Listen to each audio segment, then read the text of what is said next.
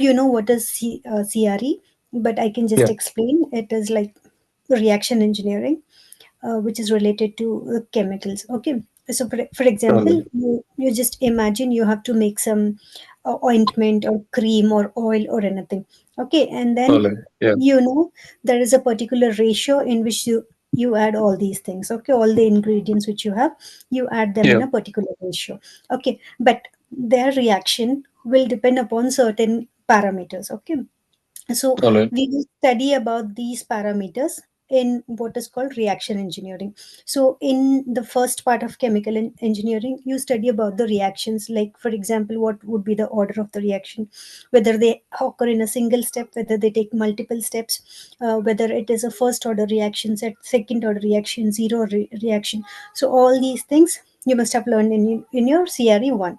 But when you come to Yeah. 2, it is like you're almost directing yourself to, you're making yourself prepared to work in a production plant. Okay, so now when you go to a production plant, you see that there are a lot of equipments which are actually existing, and most of them are reactors. Okay, so we will be Yeah. studying about the reaction engineering that happens in reactors.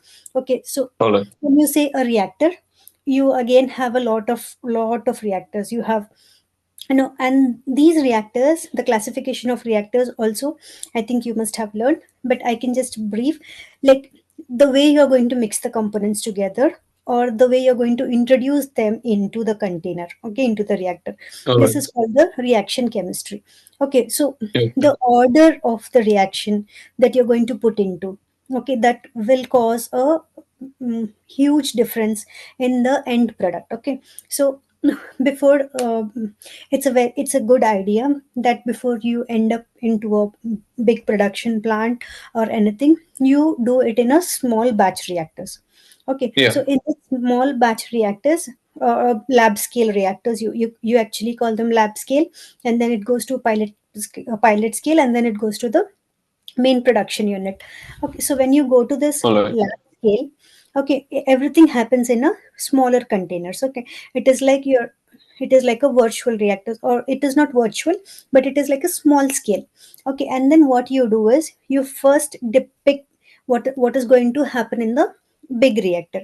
Okay, so Alright. in this small reactors, the way in which the flow comes in, the flow comes out, we are going to study that. Okay, so there are few Alright. parameters that we will be focusing. So okay, I will share my screen, and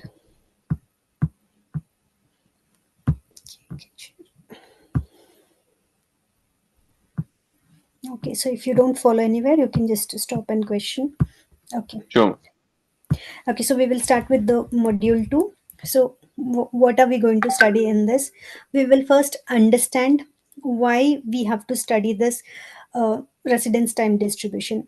RTD is the Yeah. main concept which we are going to focus on in module Yeah. 2. Yeah. So one of the most important parameters that really matters in the reactors is the RTD.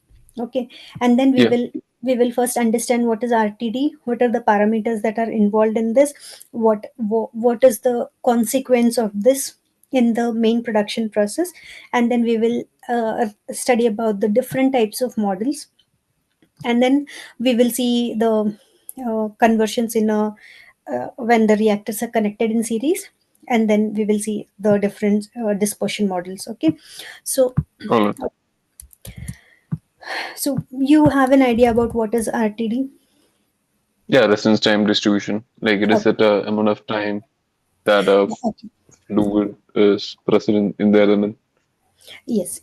Okay. So what happens is when you have a reactor, uh, you have when you initially study about what is a reactor, we study about how a reactor should be. That is called an Yeah. ideal reactor. Okay. But Yeah. in real times, this ideal reactor doesn't exist. It is all non-ideal. Okay, so anything which is Alright. deviating from the ideal is called non-ideal. Okay, so what actually happens in a non-ideal and ideal reactor is the reaction which is happening, I mean the deviation which is happening, and the way in which you're going to control it is the reaction which we are doing here. Okay, so Alright. usually the reactors, they usually we have this plug flow reactor and the continuous state tank reactor. Third Okay, time. Okay, okay. yeah. So this is very basic, but still, uh, plug flow reactor is everything moves uniformly. Okay, in continuous state reactor, you have an agitator which, you know, mix everything. So you can just say like the plug flow reactor is like the uniform cars that are going straight on a road, and in a Yeah. continuous state reactor it is like sugar which you mix in your cup of tea or coffee until it is evenly distributed. Okay, so you have extra parts here in the continuous state reactor. Okay, so Okay. actually industrial reactors, as I mentioned, are very non-ideal. Non-ideal in the sense they have dead zones. You know what is a dead zone? Okay, so if Yeah, you ma'am. if you Like, consider, yeah. yeah, if you consider there is a cylindrical tank, and then you have an agitator which is placed in at the big in the middle of that, and then the agitator is rotating, but there are some parts where the agitator movement doesn't happen. Okay, those are called dead zones, and these dead zones are really of huge importance. You know why? Because, for example, you consider a fish farming company. Okay, so Yeah. like they have this big aquariums, or you have these big fish tanks, and when it is, or when your agitator or the rotor is rotating, or you have an aerator which is pushing air inside that, and it doesn't reach those zones, those dead zones, particularly those corners, then what happens is there is a bacterial accumulation that is happening there. The nutrient which is not going to reach the food is going to accumulate there, and the system even actually it gets polluted. So it is very important that the entire contents are in motion. When this doesn't All right. happen, okay, then it is called the dead zone, and these dead zones have really negative impact over the entire production unit. Okay, so we have to make sure that we do not have dead zones. And the next thing is channeling. Okay, so you know what is channeling? Yeah, ma'am. Like, so when a fluid is passing through a PF, for example, Yeah. I mean, it needs to flow continuously, right? So pathway is made, and that's channeling.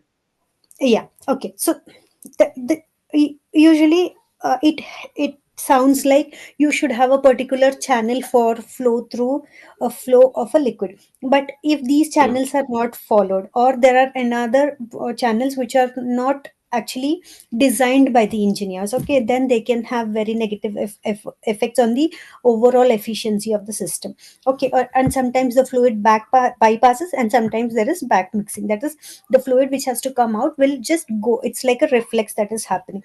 So these are all which actually exist in the process. Okay, so our All right. Yeah. intention is to reduce all these effects. Okay, and that is where All right. when we have this uh, yeah, parameter called residence time distribution. Okay, so Yeah. basically the residence time distribution, it tells how long portions of the fluid actually spend inside the reactor. Okay, so All right. okay, what is the how much time each one is spending inside. Okay, so just imagine a water park slide. Okay, and there are a lot of student kids who are going up, who are coming up, down from the up. Okay, so it can happen that some kids they go fast, that means the residence time is short. Some kids they get stuck or they move slowly, it is long residence time. Okay, or some they take a detour, or they go for a spiral ride, and that takes an extra long time. Okay, so when All the right. Yeah. when that child reaches at the bottom of the slide, that is what is called the resident time distribution. It is like how much time that kid has taken, or you can consider for the entire reaction, all the kids who have gone up have come down. Okay, so the All right. time Yeah. taken, that is, you imagine each kid to be one ingredient in that. Okay, so how long they are residing inside it, and how fast they are coming, oh, that is called the residence time distribution. Okay, so why are we studying it? This is very important tool in chemical engineering, because as I told, these reactors, they are never ideal, they vary a lot. And then if you really study the residence time distribution, you can understand the pattern in which these ingredients flow, like we just saw. Okay, so RTD, it also helps to Okay. predict the conversion. Okay, so when you later on we will go and study the formulas or the integration of all these things. So but when you do that, you can All predict right. how much conversion is going to happen. Okay, so if the molecules that are Yeah. sent inside exist too early, they exit come out early, that means the conversion is very low or the conversion is not achieved. Okay, but if they stay too long, then we may have unwanted byproducts. Okay, so our intention is Right. to Okay. have an optimum time inside for each ingredient inside the reactor. Okay, okay, for example, if you Okay. want to cook, for example, you're cooking pasta and then you boil it for too little time, or Yeah. you boil it over, it'll be little cooked or overcooked. Okay, so the residence time will tell you the exact time in the ingredient should be inside the reactor, or the exact time that should be taken for the pasta to cook properly. Okay, so chemical engineering is All right. Yeah. basically based on the concepts that happen every day. You know, these scientists or these people, they have observed a lot of things that happen in real, and then based on those concepts, they have developed all these reactors. So it's like you understand, you Okay. Okay. observe the day to day activities that are going on, and then you can really understand a lot. Okay, okay, so what happens is Okay. we know that the deviation from the ideal reactor residence time will help in detecting those things. Okay, and then it'll tell you the time that is required for the actual conversion to happen, how long it should be kept inside the reactor, and then if there are any internal problems in the reactor. Okay, for example, there are some long tails, there are some early peaks, or there is a broad RTD. Okay, you just remember these things for now. Later, you will understand what are these long Okay. tails or sharp peaks or broad RTD. Okay, so for example, there is some problem inside the reactor, and then based on the RTD, you can just detect them. What can be the problems? It can be the dead zones, it can be the stagnation, or it can be the backflow, bypassing, anything. Okay, so you just imagine it to be like an X-ray. Okay, which a doctor uses to see what is Okay. happening inside your body. It is just like that for the chemical reactor. Yeah. Okay, so it is really powerful. All right. Okay, and also based on this RTD, we can know which model you can use. Okay, so there are three different models which Okay. which we are going to study in detail later. So based on that, if the distribution is broad, you'll select this model. If it is moderate, you'll select. Okay, it is so. So which kind of reactor you're going to study, model you're going to select, that also you can get to know by using the RTD. Okay, it's All right. again, Yeah. it is like you're choosing your right shoe size. Okay, if you just can't wear anything, you have to Right. measure your feet, and whatever fits you, that is only your correct model. Okay, so it acts like that. I Okay. just wrote some analogy so that you can actually remember that concept.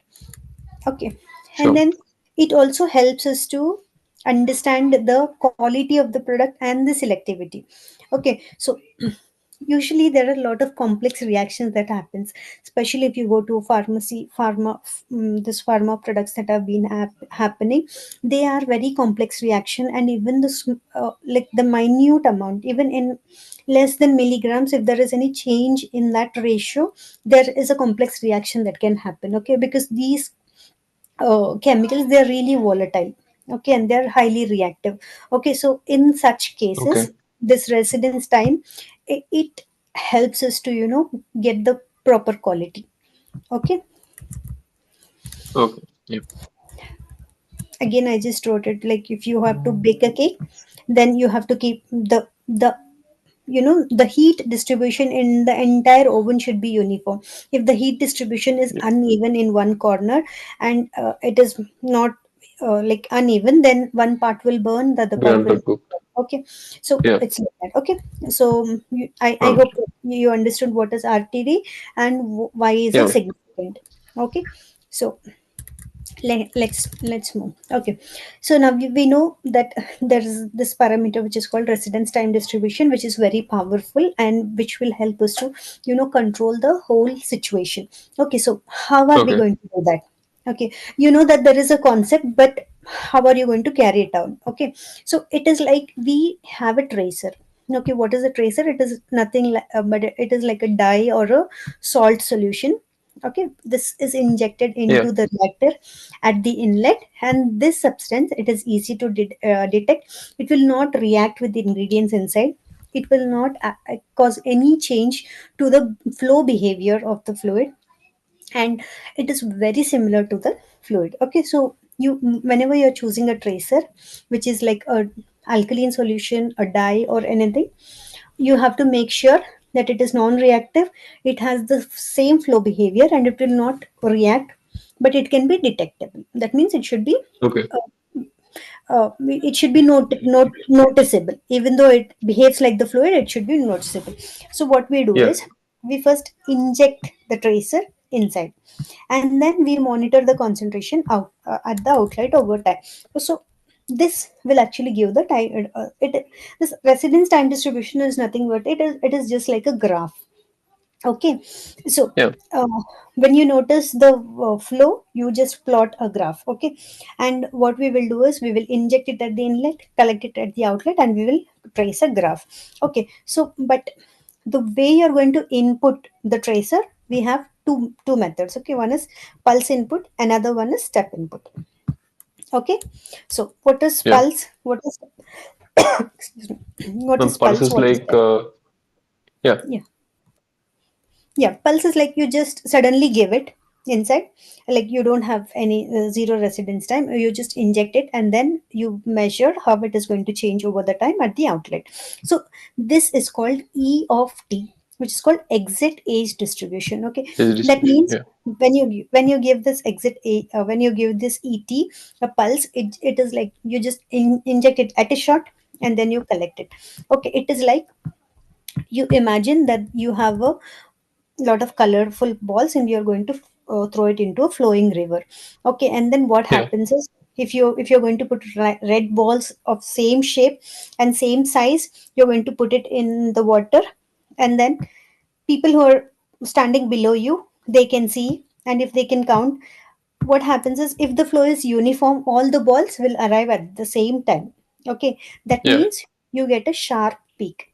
Okay, but if there are All some right. eddies which actually exist, where because of those waves or the eddies which are coming inside the river, some balls come early, some balls come late. Okay, then you have Yeah. a broad Yeah. distribution. So if you plot x versus y, if you for example you have 10 balls, and then you see when they are coming. For example, first ball is coming at 1 minute, second ball is coming at 2 minutes, or there are three balls which are coming at 3 minutes, and then you are going to plot it like time versus number of balls you're getting.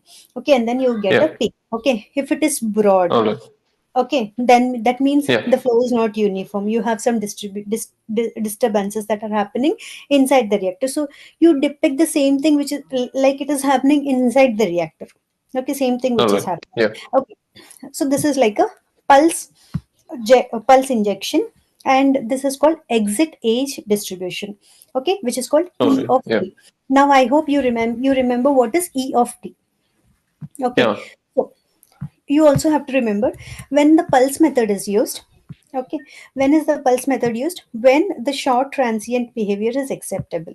Okay, so if there is a transient behavior, when it is the shift from a laminar behavior to a turbulent behavior, that is like Yeah. the transient that is happening. Okay, when this transient is very small, okay, that means you're very quickly injecting it, this method is acceptable.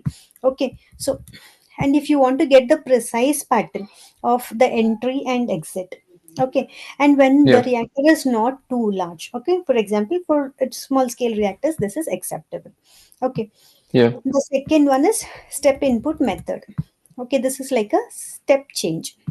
Okay, here what happens is, instead of injecting a short pulse, so we switch a tracer.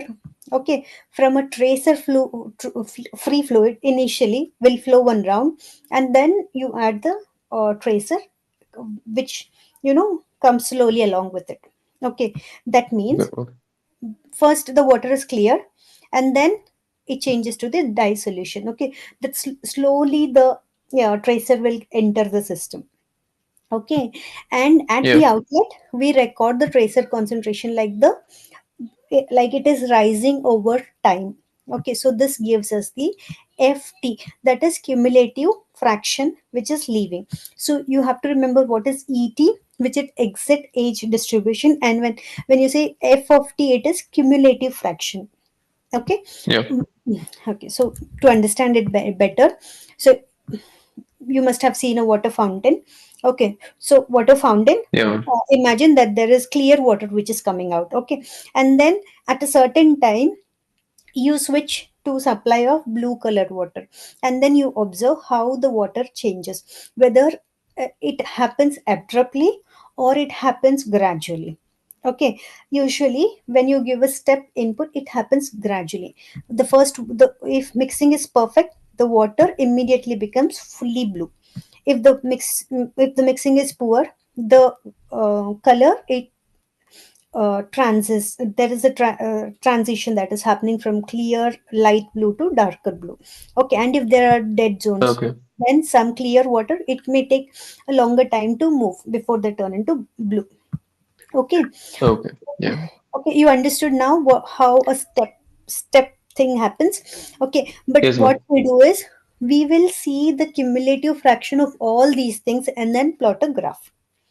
Okay, Okay. Yeah. that is the Yeah. difference between the pulse input and the step input. Step in. Okay, till here everything is clear. Yeah. We know what is residence time, and you know how we are Yes, going ma'am. to do that. You're just introducing a tracer, and how we are going to introduce a tracer, either by pulse check or by step input. Okay, Step. and if you give a Yeah. pulse, Yeah. you will get exit age distribution. You plot a graph, and you also plot a graph of the cumulative fraction leaving, because Yes. in any reaction both of these exist. Okay, Yeah. there are some ingredients that are quickly added, some which are added gradually. Okay, but the overall Okay. reaction should include both of them. Okay, you have any All doubts right. till here? Oh no, ma'am. This is Okay, okay, okay. Also, when we saw, when the pulse method is used, we will use step method when the pulse tracer cannot be detected well, when long time observation is needed, when the reactors are quite large and it is more easy or stable to perform the operations. Okay, so okay. okay, so just for your information, there are some instruments that are used to do this RTD. So we have a syringe pump and we have a valve. Okay, so we have the tracers, can be salt, dye, radioactive tracer, or temperature, and then we have a detector. Okay, so this All right. detector, it will tell us the concentration versus time, conductivity versus time, and absorption versus time. Okay, and that is how you will be able to plot a curve of conductivity versus time, concentration versus time, absorbance versus time, because all are these parameters which will determine the quality of the product or the efficiency of the reactor. All Okay, right. Yeah. now now we have now you know the tracer, you know what is the process that is doing and what are the instruments that are used. Now we will see about Yes. how this raw data will get converted to this curve. Okay, after we Okay. measure, okay, we adjust the outlet data to form the pulse input and the step input. Okay, Yeah. from these curves, using different formulas, we can find out the mean residence time, we can find the variance, we can find the flow deviations, presence of dead zones, if the reactor is the is close to PFR, or which kind of reactor you can choose. Okay, so Yeah. the conversion of this raw data to RTD will actually give us a lot of values. Okay, so these are the different parameters, especially these three are the parameters that will determine or which will suggest you which kind of reactor you can use and which is preferable. Okay. Yeah. You can just see this later. Mm, Mm, okay. then Okay, so we'll just take one more topic. Okay, sure. so When we have two fundamental RTD functions, okay, so we know that when we do this RTD tracer experiment, we get concentration versus time curve at the outlet. Okay, so from this raw data, we have two different functions: exit age distribution function and the cumulative distribution function. So we will see in detail about what are actually these. Okay, so Okay. this Right. Yeah. EP, this is the core RTD. Okay, so when you say DT, it is like it is a function of time. Okay, so this Yeah. the function of time is the fraction of fluid leaving the reactor with ages between T and T plus DT. So this term ages may sound a little tougher, but you can just say period. Like say for example, you have started at 1 o'clock, okay, and then you have ended the reaction at 2 o'clock. Okay, so it is the amount of time which has taken place during the reactor. Okay, so it is between T and T plus dt. Okay, so that will show how likely a particle will exit at the certain time. Okay, so like I already mentioned, it is like the kids who are coming out of the slide. Out of a Count, slide. Yeah. yeah, count how many exist every second. So as I told you, we will plot a graph of number of children that are existing and the time taken. For example, at 1 minute one child has come out, at 2 minutes there are two children who have come out, and at 3 minutes there are 10 children which have come out. So you go on plotting the graph and you get this exit age distribution. Okay, and this graph is usually you start from zero and then it goes increasing, it reaches a peak and then it decreases. Okay, so for example, All right. you imagine that there are 20 kids who are going to come down from the slide. Okay, so first there is Yeah. one kid who is coming, second there are three kids who are coming, and then later it is like four, five, six, and there is a time when 10 kids come, and then there are the kids are increasing. So now finally there is only one kid who is coming out. Okay, so those 20 kids don't come in a line, they come at their own time. Okay, that means there Yeah. is Yeah. initially one person who is coming, and then it goes to the peak and then it comes down. Okay, so usually this All right. exit age distribution curve is like a peak. Okay, it varies. Okay, you understood? It is Okay. like the Yeah. time, initial time and the final time. Okay, so All what right. it actually tells is what fraction of fluids are leaving the reactor at that time. Okay, which have spent exactly t units of time inside. Okay, so you know that if this kid has come after 5 minutes, that means he has spent 5 minutes on the slide. Okay, so Yeah. what Okay. what fraction comes out is the amount of time the ingredient has spent inside the reactor.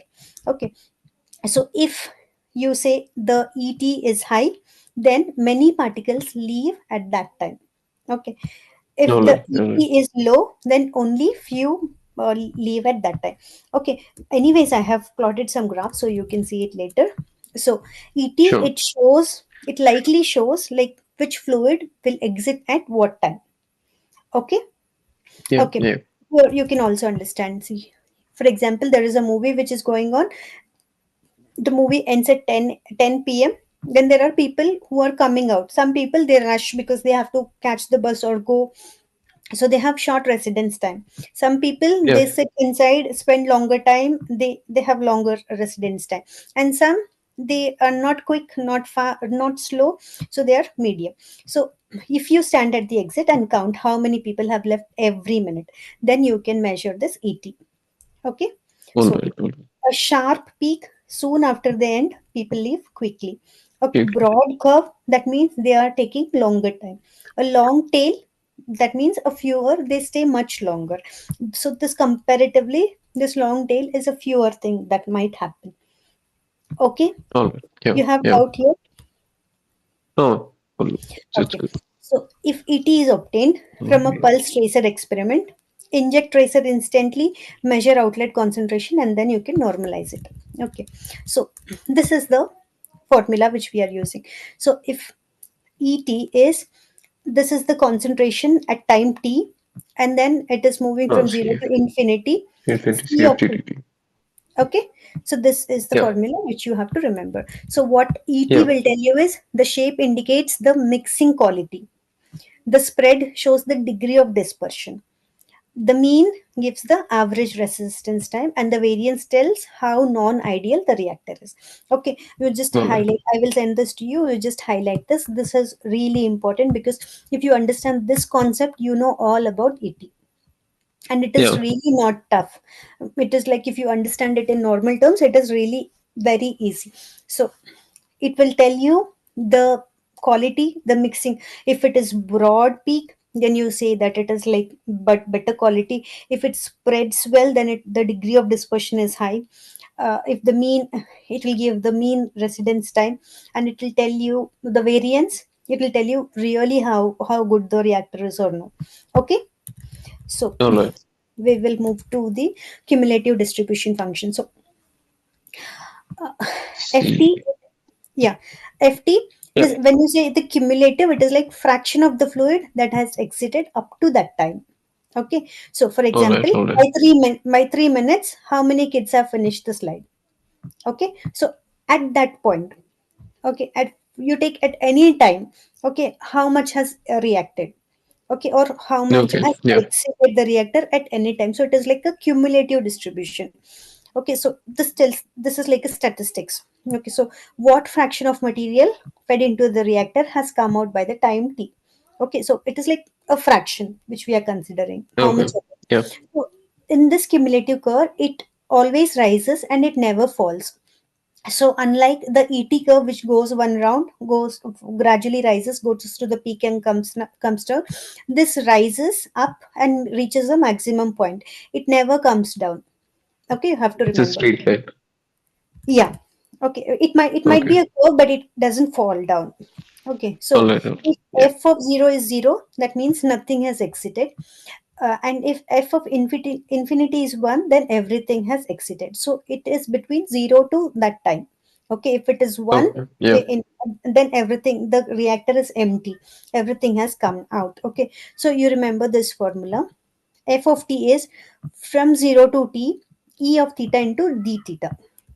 Okay, so Okay. Yeah. here you consider same theater with an security exit counter. Okay, so imagine the same movie theater. Instead of counting how many leave each minute, you can count how many have left so far. Okay, so initially we were Hmm. seeing at what time how many people are going. But now what we are doing after 2 minutes, how many people have left and how many people are remaining. Okay, so after a certain time, the theater is empty. Okay, that is where we go to the peak, and it doesn't fall down, it just rises. So it starts from 0, it rises gradually and levels off at 1. Okay, Okay. so how FT is obtained? We will from this step tracer. Okay,